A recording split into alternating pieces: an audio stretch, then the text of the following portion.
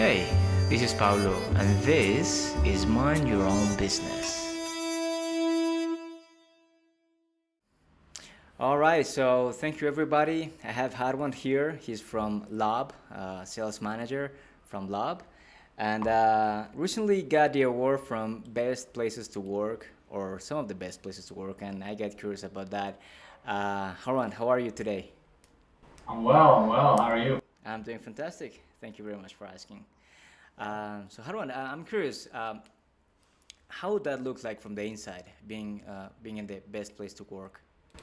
Yeah, no, great question. I was pretty curious when, like I saw the list or the list was shared with us internally. I was curious, like, hey, like, what is the criteria? Like, how do they determine this, right? Because there's a lot of companies on the list. There's like big Right. companies, there's small startups. Um, First and foremost, like, I would agree with it. Like, I think Love is a wonderful place to work, and that's not just me coming from like a manager. That's just like since I've been here, like I've been blown away with almost every aspect of it, right? Like obviously there's the very high level stuff, so the benefits we get, kind of like work life balance, Mm, and just like the values that I feel like everyone has and kind of agrees with, right? right. There isn't a ton of like conflict or a ton of like, hey, like, it's my way or the highway. Like there's a lot of Got it. flexibility and like just people working together. Hmm. Um, and I think that's a big reason, for the success that we've seen in the past, 11, 12 months since I've been here. All right. Yeah. I mean, um, and what kind of benefits uh, you feel people will lean towards the most? Like, is it you mentioned work-life balance. So let's say Mhm. it's that time off, like unlimited PTO that I've seen around, or maybe working from home. Well, everybody works from home now, but what would that look like if you want to elaborate a bit? Yeah, like I can kind of share like personally for me, right? There's a lot of benefits that I take advantage of. Obviously, there's the main ones, healthcare, all of that.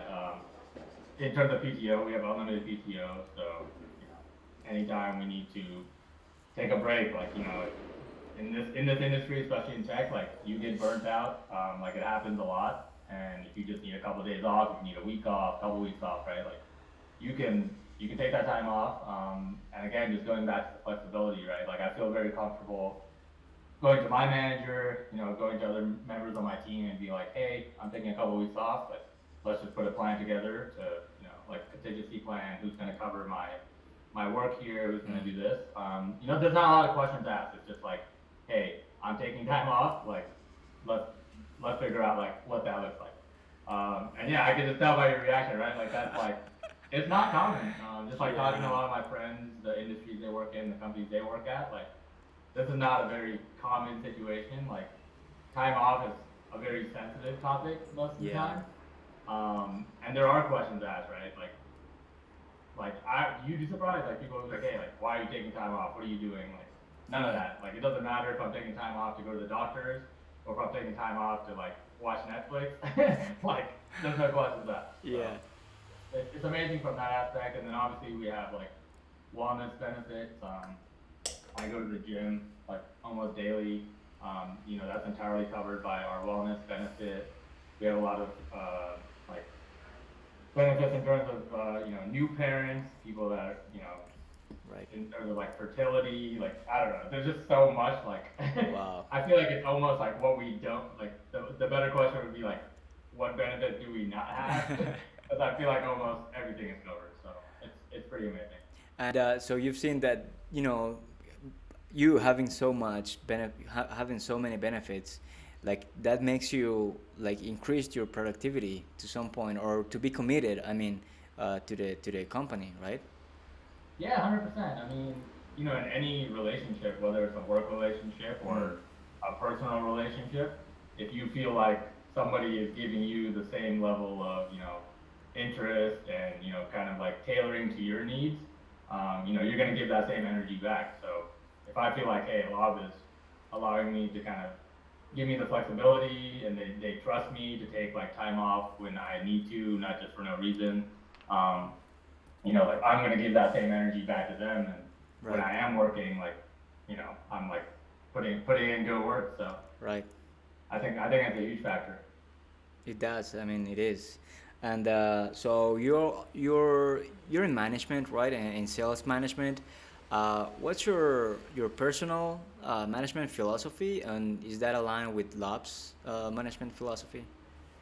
Yeah, yeah. I think I would say yeah, they do align. Like so, just to kind of take a step back, like my personal management philosophy is tailored mainly off of the management that I got early in my career, combined with just my personal beliefs.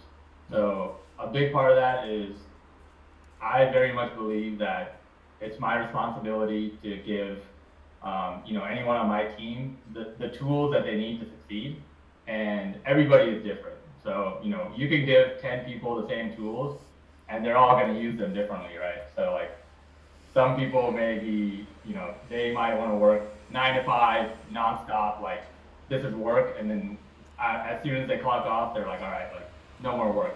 There's some people that like they want to work like 9 to 11, and maybe take a break, go for a walk. It's just like each person is very different.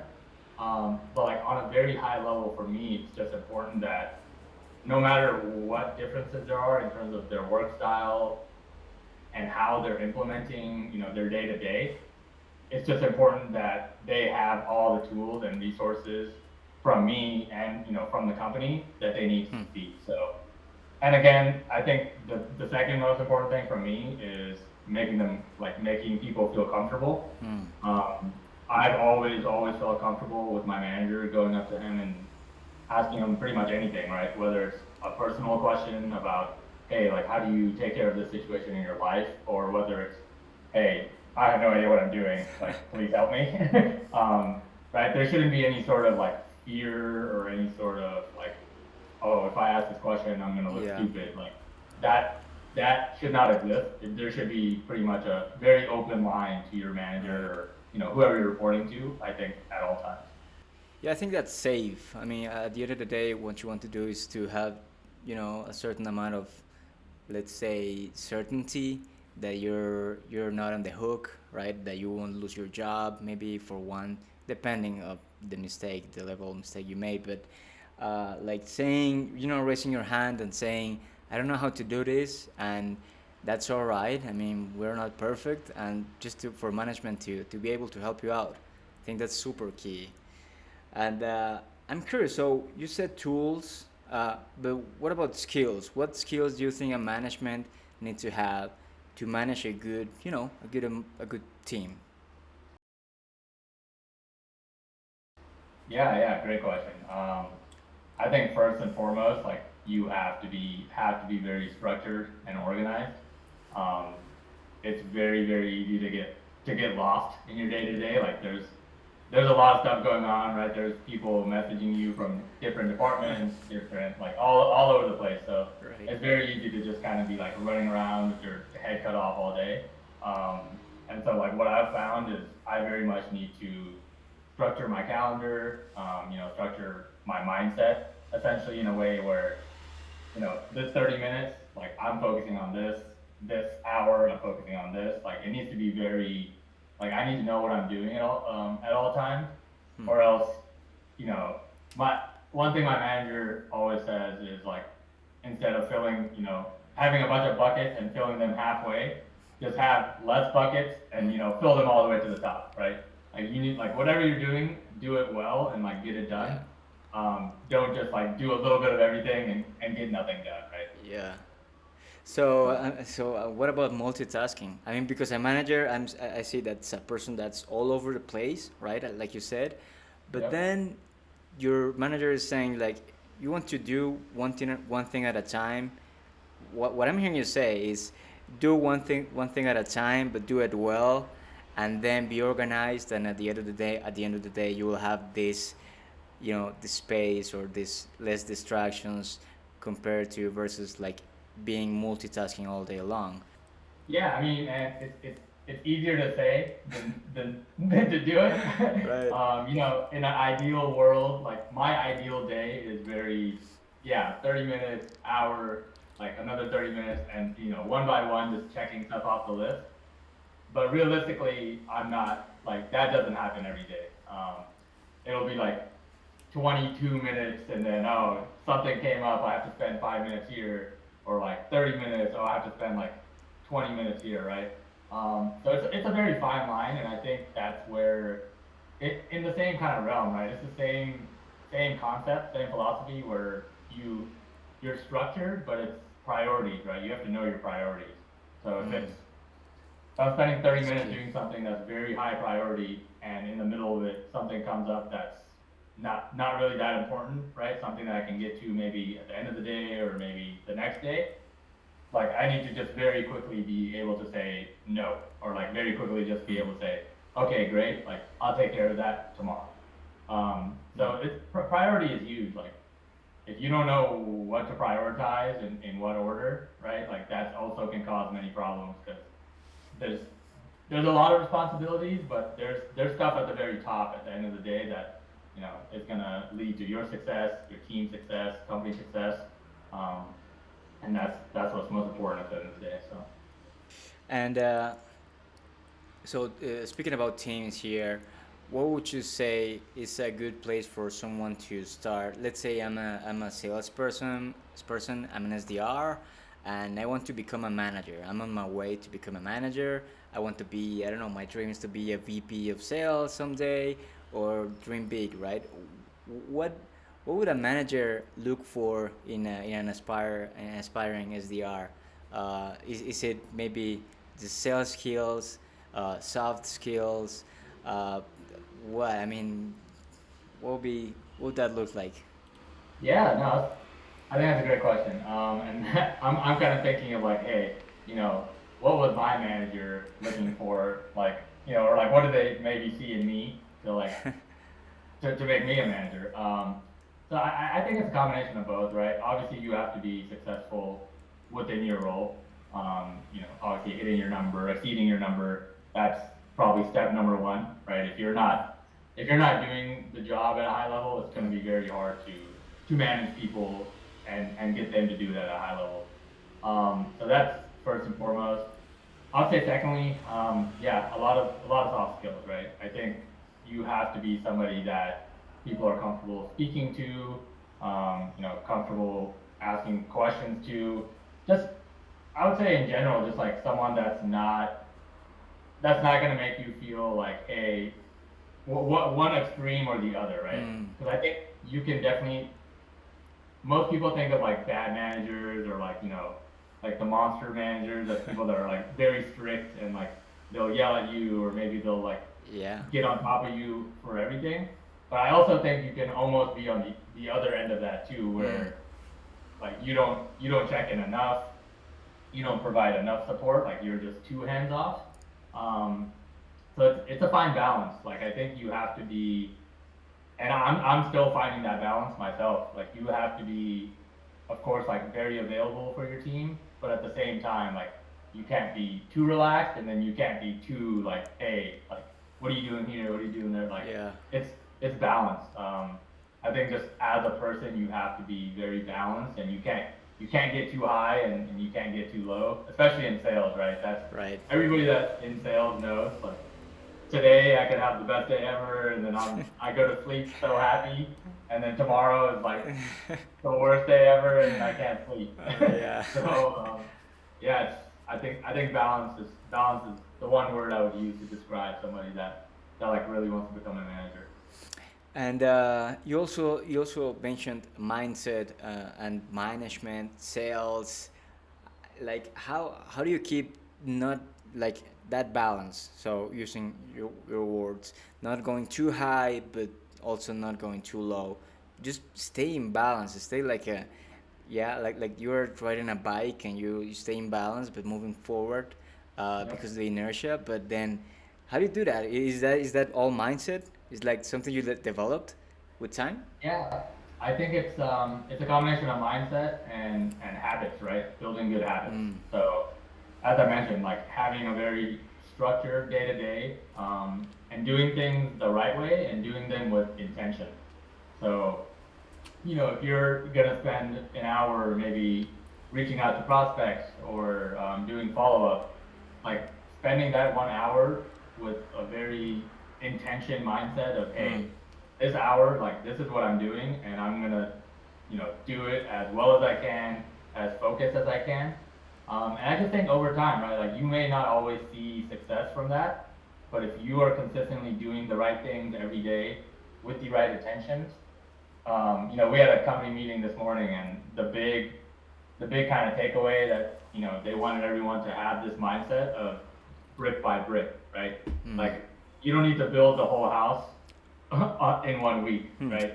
Like, you just need to be laying down bricks every week, every day, and then eventually, obviously, the goal is maybe in a year, maybe 2 years, maybe 6 months. Like who knows how long it takes? Eventually, you'll lay down enough bricks, and you'll turn around and there's a whole house there. So that's kind of like the mindset thing. So to answer your question, I think a lot of it is mindset, but definitely a lot of like you also have to combine it with the proper Habits. habits and Right. the proper day to day. Mm. And I'm curious, what did I say? Because I do have sometimes, so I'm in sales as well. I do Yep. have sometimes this sales anxiety, like, hey, why is this person ghosting me? Why is he not buying or she not buying? Did I do something wrong? What happened? And so I get all this, anxiety, I guess. Yep. And yeah, as you said, like Rome wasn't built in a day. You didn't say that, but as you said, you need Yeah. to lay brick by brick. And so how do you manage that anxiety of not, you know, like, hey, I want these results right now. But I have to be patient. I know I have to be patient, but I am not being patient right now. Not only in sales, but in everything. So I want to, let's say, I want to start a business, right? Yep. Uh, I want to have, you know, the biggest, this most successful business in the world. I want to be a millionaire. I want to be recognized, or I want to be this. I want to this podcast to have 1 million followers. That would be amazing. But then you sit down in your on your chair, and it's like, all right, um, I need to do it, 1 day at a time. How do I Yep. manage that? What did I say in that Yeah. meeting? Yeah. No. No. That's a good question. I, as you mentioned, like not even just work, just in my personal life. I don't know where I heard this or read this one time. I was very young, and like I almost follow this to a T, just in everything. It's essentially just the gist of it is controlling what you can control, right? Mm. So if you have a problem, right, if there's a solution, there's no need to worry because there's a solution and you just need to do what you need to do in order to solve it. And if you have a problem that has no solution, then at the same time there's no need to worry because there's no solution. So what are you worried about, Yeah. right? Like you're wasting your time worrying. And for me, that just meant like, hey, control what you can control. Like at the end of the day, nobody knows better than you if you are if you are actually putting in 110%, right? Mm. Like I can sit down at the end of every day and you know tell myself, today I put in 110%, like I did everything I could do. Mm. Um, or I could sit at the end of the day and be like, hey, you know, I spent a lot of time on my phone today. I, took a long lunch. Maybe I only like put in like 70% of what I really could have put in today. So like you just have to be honest with yourself, right? Hmm. You have to be honest with yourself in terms of are you like do you want it bad enough? Whatever it is, whether you're building a business, whether you're trying to maintain a relationship, do you want it bad enough to where you're putting in the work every day? Or is it, be honest with yourself and you're like, hey, maybe I don't want this bad enough because clearly I'm not putting in enough work or enough energy into this every single day. Yeah, absolutely. I saw, I don't know if you're familiar with David Goggins. He's like Mm-hmm. a Yeah. high performance, I don't know, Navy SEAL guy. I don't know what he, Yeah, yeah. author. His book is very, Yeah. very like been on the best selling for Yeah. so many weeks, months, years. Yeah. Basically, he said like he says like when you're thinking that you're putting 100%, you're actually at 40%. I don't know what the 40 came from, but the message is like when you think you're done and you're putting all your efforts, actually you can do more. You can always go beyond. You can always do more and achieve more. And because yeah, we do get in this comfort zone of okay, I did my thing. I mean, it's mediocre, but it's done, so I'm all good. And this comes for, to your relationships, work, uh, whatever you do. So I think one thing's bad enough. It's key. It's so key, and being honest with yourself is just, yeah, it's crucial as Yeah, well. it's not easy, but it's it's necessary in my opinion. If you're not honest with yourself, like you're just yeah, lying to yourself is it's probably one of the worst things you can do in my opinion. Yeah. And going back to sales, what's like the worst piece of advice you usually hear in the sales industry often? The worst piece of advice, Yeah, the thing you said, I think. like, I can't believe this guy said this. Can't believe. Yeah, I think the worst piece of advice, there's a couple. Um, One that I think is just very like all over LinkedIn and just like in the sales world in general is that cold calling is dead. Mm. That is, I think, terrible advice. um, I don't think cold calling, anytime in the near future will be dead. I think from my personal experience, at multiple companies, cold calling is almost always correlates with success, Mm. especially in sales. I think people would much rather speak to someone on the phone, Mm. at a much more personal level than read an email or, get a LinkedIn message, anything like that. So yeah, that I think is not great advice. So I would never give that advice to anybody. And then secondly, um, I would say just like people that try to put a lot of emphasis on roles, right? So like Okay. your title at a job company. Mm. Um, I think it's great to have a great title. I think it's like great to like shoot to be maybe like a VP, whatever, director, manager. Mm. Um, but at the end of the day, like how far you're going to get in your career and the skills that you're going to learn in your career is, it's going to be dependent on the actual skills and, abilities that you learn and retain throughout, your career, whatever, your personal life. So I think, putting a lot of emphasis or putting like a high amount of focus on, this is the route, right? Like Mm. SDR to a BDR to AE, like that's all great. And I think like obviously there's a lot of people that follow that path, and I think it's great if you can. But I think constantly thinking about that and like thinking about it in terms of Mm. roles is almost kind of hindering your ability to progress at times, right? Because if you're only shooting to get new roles, like you're not going to focus on yourself, you're not going to focus on building skills that maybe aren't relevant to like progressing in that career path, right? Um, I think we should always be building skills in all types, like in all different aspects of our lives. Just because I'm in sales doesn't mean I only need to like spend all my like self time where I'm learning. Like I don't need to spend all that time just getting better at sales. Like maybe I want to get better at programming. Maybe I want to get better at managing. Whatever it is. So I just think like that is a big hindrance for a lot of people, like shooting towards very specific roles, because then you only focus on building skills for a very niche role or like a very specific situation. So yeah, those are the two Interesting. things I would say is not the best advice. That's interesting. Yeah, I think I'm to some degree we're all to some level like victims of that mentality of, oh, this is the ladder, next step is this one, and next is this one. Once you achieve that, you will be successful. But you can be Yeah, like you can be successful being, I don't know, whatever you do or you are, if you enjoy it, if you're in the moment, right? uh, exactly. so yeah, I mean, that's great. Harwan, I wanted to ask you, maybe, do you have any books or seminars or podcasts that what you want to recommend that really impacted you? Um, usually I would say I've probably read somewhere between 5 to like 10 books that are very specific to like sales, right? But I guess like my opinion and like my take like books and like kind of like anything that's like self help or not even self help, just like advice from like other sales professionals. I really do in like the moment when I'm reading it. I take it in and I agree with a lot of it. I disagree with a lot of it. But for me personally, I've never like really carried like I've never carried what I've learned into my actual role.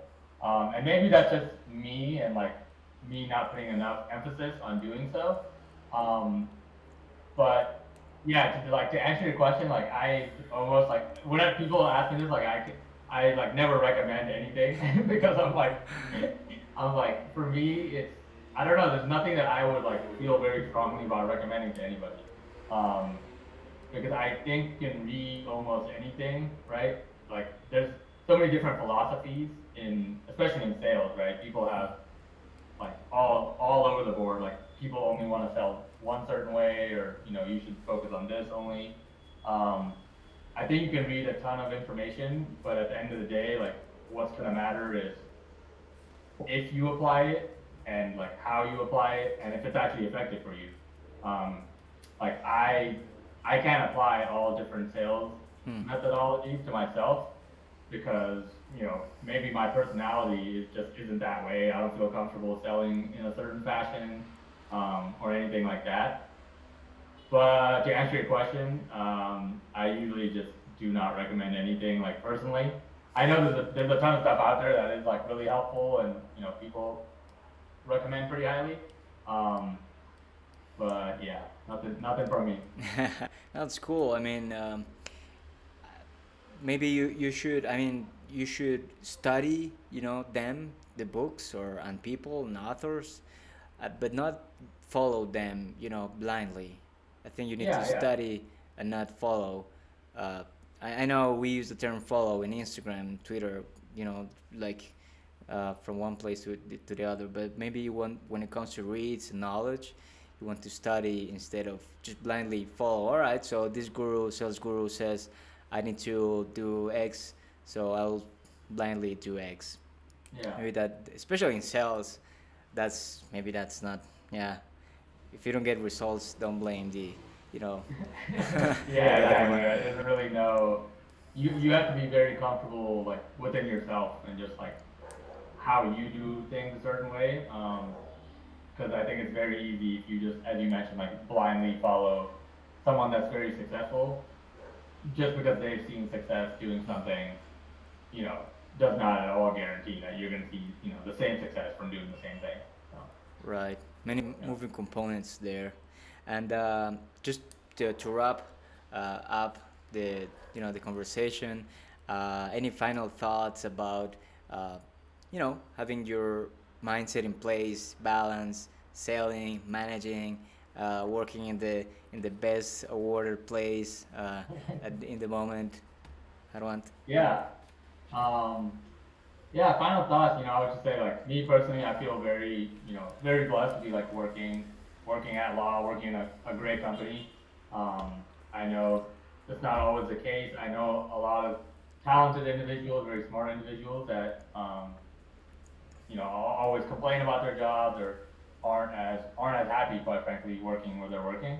So like first and foremost, feel very blessed to be in this role, to be in this position. And then yeah, I would just say like any advice that I can give. I don't have the most experience under my belt. There's definitely people that are more experienced than me, probably much smarter than me.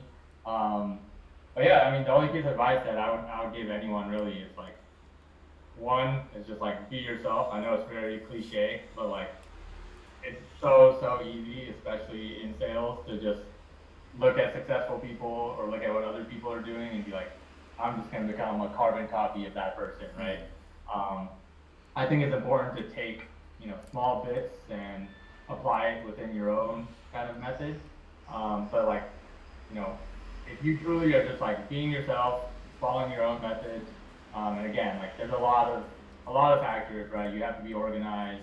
You have to be just willing to try new things, learn, fail, and just kind of stay even keel. I think anybody can find success in sales. it's it's just a combination of work ethic and I think just quite frankly just yeah be yourself and work hard and sales is a place where you can comfortably say those two things and I would say 99% of the time you'll succeed. Um, I know you can't say that in every profession. Like there's a lot of professions where you can work hard or you can't be yourself and like you can still fail even if you're working hard. But I think in sales it's very hard to meet somebody that has a good work ethic and like really cares and is not successful. That's powerful because for a person who's starting out or who's wanting to achieve great success, having a solid work ethic, caring a lot, it's just yeah, it comes down to those two things. It sounds very basic, but It's harder than again, like it's a lot easier said than done. But if you can kind of figure out your own way of applying those two things, um, you'll I think you can see great success in sales, whether you have no experience, whether you have 20 years of experience. At the end of the day, how successful you are is going to come down to those two things. that's powerful. So where do we find you if people want to connect with you? Just share some knowledge. Where Yeah, can we yeah. find you? You can find me on mainly on LinkedIn. I'm not LinkedIn. too active on Twitter or anything like that. I would say professionally, mainly on LinkedIn. If you're Perfect. looking for a automated direct mail solution for your company, you can definitely find me on LinkedIn. There you go. There you You know, go. we can have that conversation as well. Absolutely. Go ahead and do business with Harwant any day of the week. So, thank you very much. This was a great conversation. Learned a lot. Took so many notes here. Um, and thank you so much for your time. Have a Yeah, great day. awesome. Thank you for having me, Pablo. Right, see you around, Harwant. Bye All bye. right, appreciate it. Have a good one.